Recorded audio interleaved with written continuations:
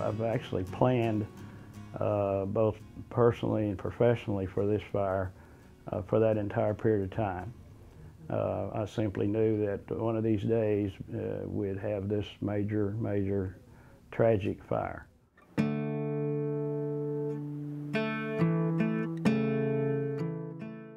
At first, feelings were shock because from a firefighter standpoint, I knew what the potential was for the fire to do harm to individuals. So the first was shock, and then to deal with that shock, developing a good plan to not have folks be killed by this fire.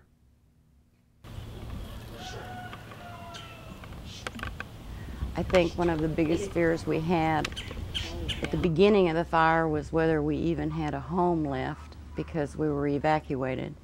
So we had no idea what we would come back to. We feel very, very blessed that we were spared, our home was spared, our pets were spared. But our hearts go out to all our friends and neighbors who weren't so fortunate. I think that my husband does such a good job at keeping debris away from the house and trying to keep it watered. And I don't know that anything could have been done to prevent this disaster. God works in strange ways, and something good will come out of this.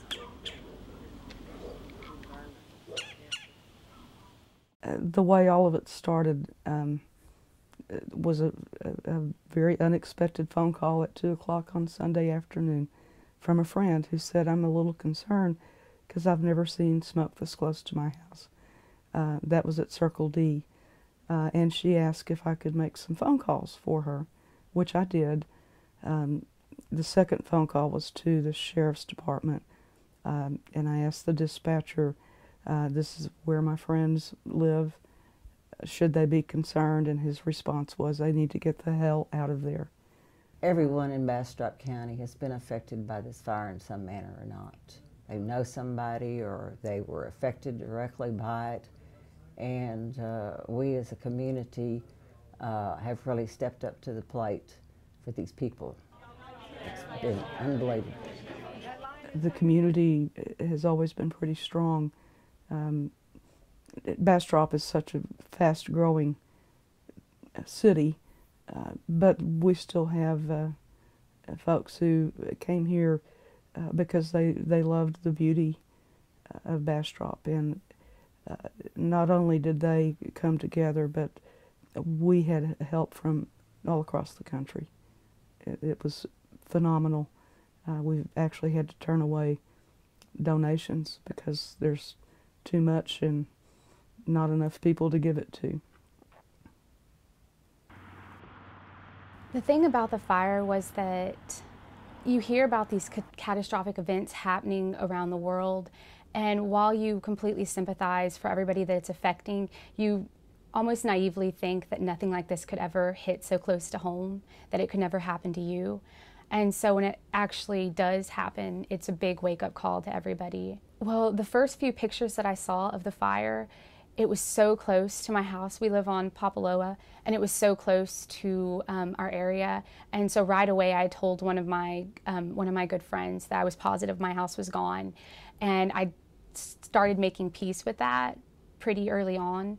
And it was only afterwards when we found out that the house was still standing. It was such an immense relief for my family, but then we'd see one of my next door neighbors. We're really, really close with her family, and she's such a wonderful woman, and she and her husband lost everything. And you almost have a sense of guilt that your house was spared while others weren't. Seeing the compassion for volunteers coming in and everything, even those folks that had lost their homes are still caring for the firefighters and singing our praises, as well as working and helping their other neighbors that have lost homes. So it's definitely brought the community very close together. One thing that saddens me The most about this fire is the loss of the state park, which is such a great resource for the people who live in this area.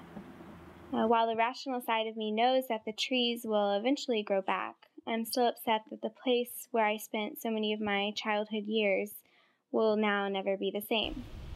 That being said, I know that this community is strong and will make something positive grow out of this devastating event.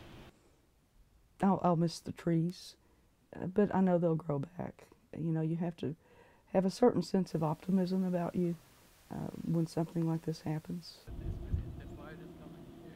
So many things that have happened that I don't even know about, and you know, the human stories, the small details, and there's so many things that we can learn about, and in fact can share even generations from now, things that we've learned and a story to tell.